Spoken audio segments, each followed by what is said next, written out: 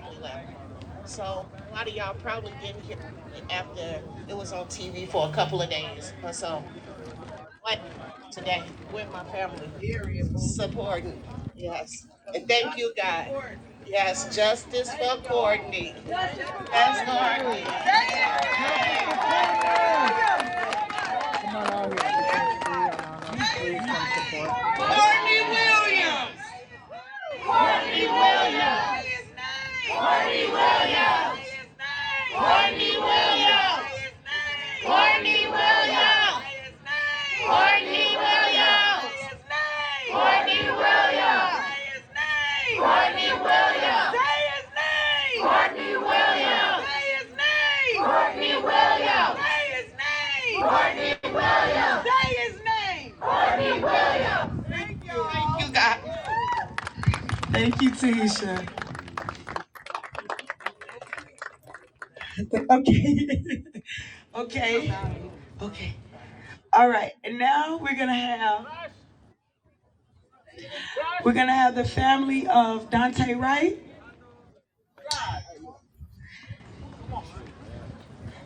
This is a mom that I just sit on the phone and crack up and laugh with. But I'm sorry for the way that we had to meet, Katie. But you're one of the best people in the world that I know. And thank you for just being strong. Because for so many moms, when this happens to their children, they don't have the strength to fight.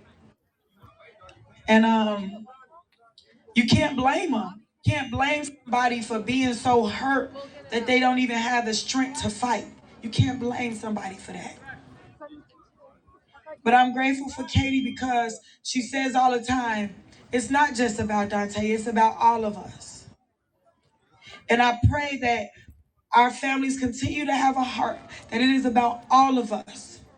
Because there is not one isolated issue that's gonna break this system. It's gonna take all of us. They have a system. They got the BCA, they got the county attorneys, they got the all type of people behind them. So that means that we have to have a system and a system to speak of. But we have to have a system for our families. So I just want to let the mother of Dante Wright say a few words. Thank you.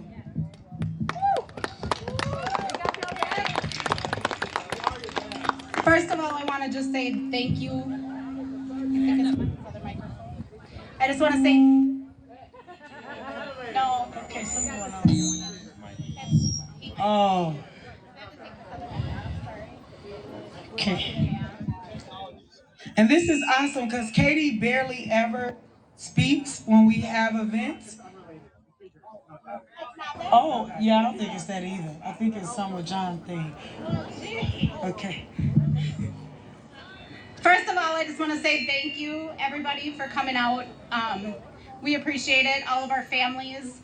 We are going to continue to stand in solidarity with every single family because that's what we have to do. And I'm asking you as a family member to make sure that every time a family is asking, whether it's Dante Wright, Justin Teigen, Jamar Clark, there's so many names I could stand up here and go on. But when we ask for you guys to show up, we need this. It helps with getting our loved ones' names out, and it really makes the family feel supported. And in order to make a change, we all have to do it. It's not going to happen with just my family or your family. And I just ask, and every time I come up here and talk, I just say that we have to stand here and make a change before it happens to you, before you have a reason, because nobody wants to be a part of our group. And we need everyone to be able to. We got something else going on up here, guys. Like Share said, it takes 1 second to share, and it takes a couple hours out of your life to come and stand. Hey, y'all should stay back. Y'all should stay back.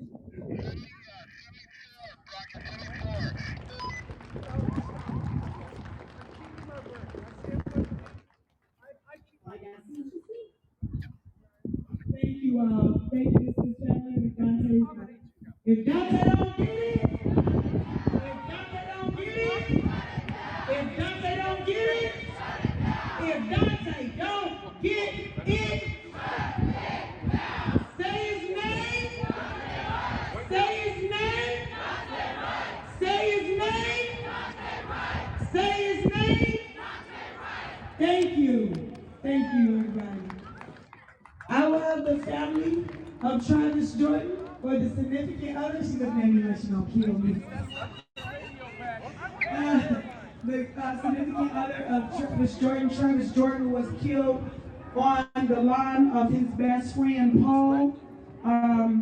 His significant other, I don't know what that was. was just trying to get him some help for a mental health crisis, and they came and killed him instead on Paul's front lawn where he has to live right now. So here is the best friend and the significant other of Travis Jordan. Hi everyone, my name is Taryn Vang. My boyfriend Travis Jordan was murdered November 9th, 2018. During a wellness check, he was murdered by officers Ryan Keyes and Neil Walsh. I really just want today to be a celebration of Justin and of Tashira's extremely hard work for the community. She not only shows up for the little names, but also the bigger names. Like, it's sad that there has to be that. And, you know, I just really want to thank Tashira for always, you know, picking up my phone calls. You know, like, we connect on a level of our significant others being murdered. And there's some people who always compare, like, oh, like, my boyfriend left me, or we just broke up. But that's really not the same as your loved one being murdered by the police. So she and I really connect on that level, and I always appreciate her for always being there for me and being here for the rest of the families. She just really shows up for everyone. I really don't know how she does this every single day, and I really just appreciate you for that. You don't go to sleep till 4 o'clock in the morning, and then you wake up at like 7 o'clock in the morning to just talk to all the families, get everyone the media attention that they need. If it was not for you, Travis's name would not be out there. All the media attention that you have gotten, Travis, you know, it really is thanks to you and all of your hard work. You know, we both went into this not knowing what to do, but, you know, just day by day. And here we are a year later with Family Supporting Families, and it really has grown. And I'm glad that, I'm really glad that we all have stuck together, and you have really been the glue and the bond that has held all of the families together. If it was not for you, I don't think that this group would have gotten this far. So you deserve all the commemoration, and this is something that you really should be proud of, because you are not only amplifying Justin's voice, but all the families in Minnesota. And I want it to be even more than Minnesota. I want you to take this nationally, because I think you're the only person that can take this nationally and really have all the families back. I don't think anyone else would be that compassionate about it besides you. And I want everyone to know, like, even if you don't know Tashira, you already know how great of a person she is and how compassionate you are. Just, you're always so kind. Sometimes you're a little hard to get a hold of, but people need to understand that it's because she always is on a Zoom call. She's not ignoring your phone calls. She's on a Zoom call. She's talking to the governor. She's talking to the legislation. I'm in there with those calls with her. She's in a meeting with someone, meeting someone in person. So you guys really just give her a break. And I think that we really should start a little GoFundMe so that she can have a little vacation, because she has not had one in so long, and I really appreciate you so much. You're my sister, and I love you.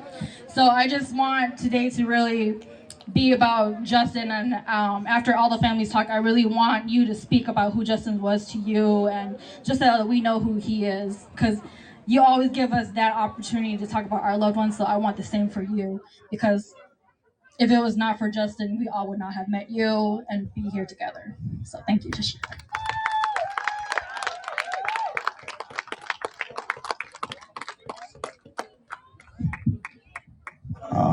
Period.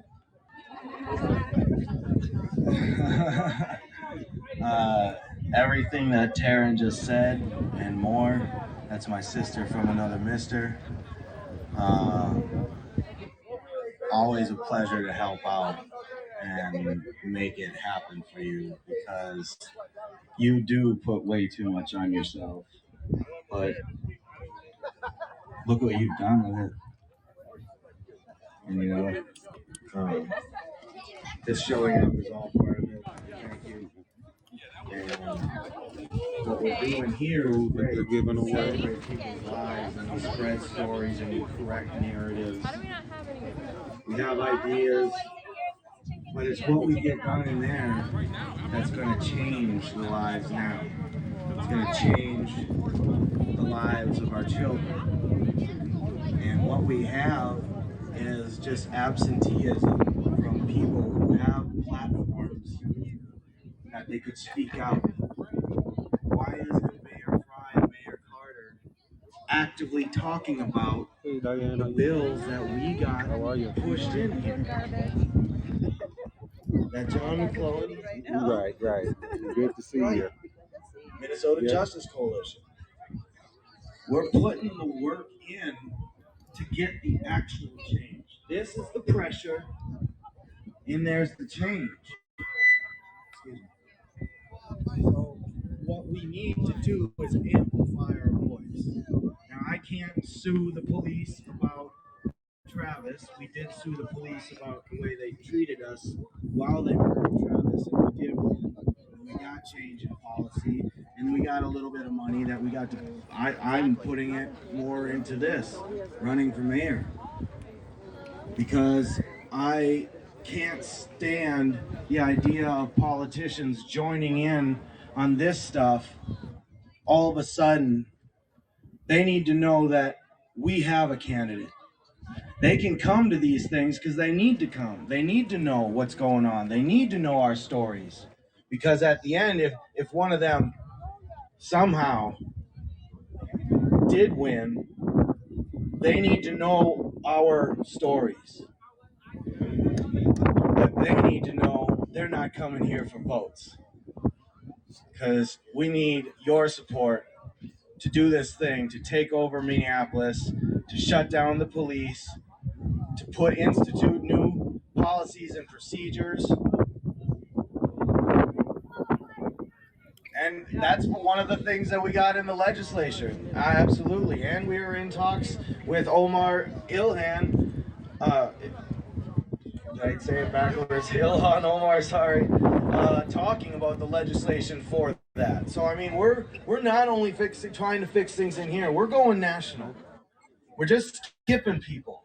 We're tired. We always talk about how we're here asking for them to do this or demanding for them to do this. And this is where I was about to let loose with one of my famed F-bombs, but I gotta remember that the message is more important than how I say it. So we have got to make change. We have got to do it ourselves. We have got to take their seats. We've been talking about it. John Thompson talked about it. We've been talking about it for years now in this. When are we going to start doing it? They're not giving us what they want. And every month that they delay, another person dies from things that could have been prevented with the legislation we're trying to get passed. Okay, period. They're literally playing with indigenous, black, brown lives, and yes, white lives. They're playing with us over political chips.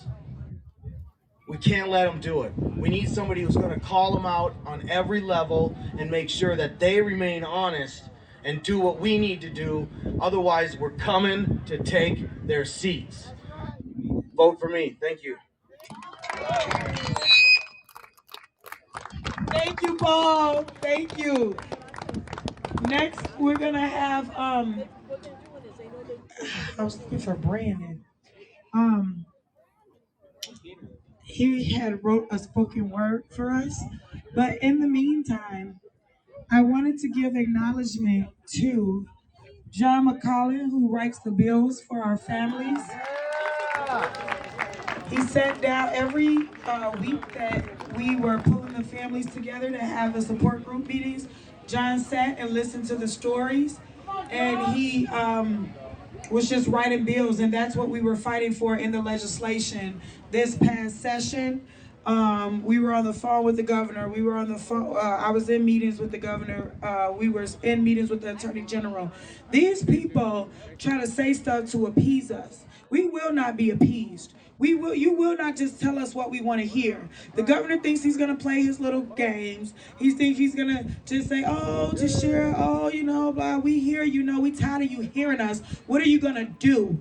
What are you going to do? Because these people murdered our loved ones for no reason, and ain't nobody sitting down, ain't nobody being quiet, ain't nobody just gonna sit there and take this. I don't give a damn if it's been 12 years since they killed my son's father. I'm still in your face. I'm not going nowhere. The next action that we do is gonna be over at the governor's mansion. We ringing the doorbell. We're gonna sit there in the camera till he bring his ass to the door, because I'm not playing no games with these people. Period. If we don't do it, nobody else will. Nobody else will. If you don't do what you got to do for your loved one, nobody else is going to do it.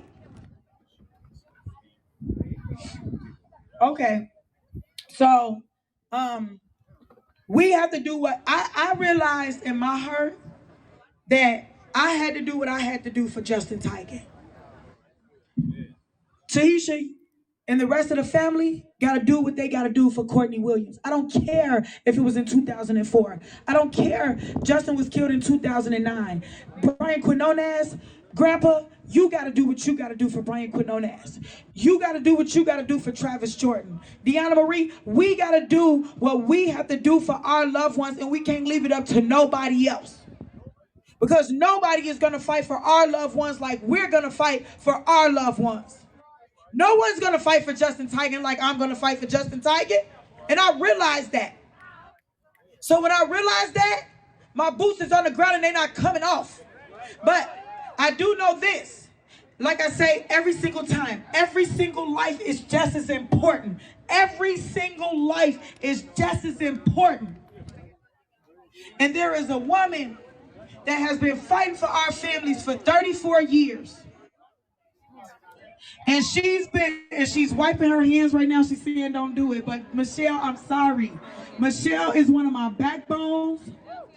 Michelle is a beautiful lady. She is so strong. She is a fighter, and she fights for our families behind the scenes.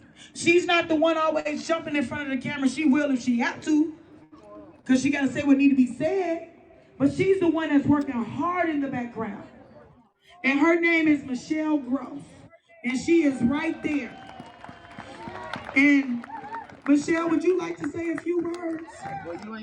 This is a woman that only Tahisha, when Tahisha told me about her story, she said, all I remember is Michelle Gross. Or I remember Communities United Against Police Brutality. This woman, back in 2009, when I contacted Communities United Against Police Brutality, she was one of the only people that responded. Because back then, these murders were really swept under the rug and no one was talking about them.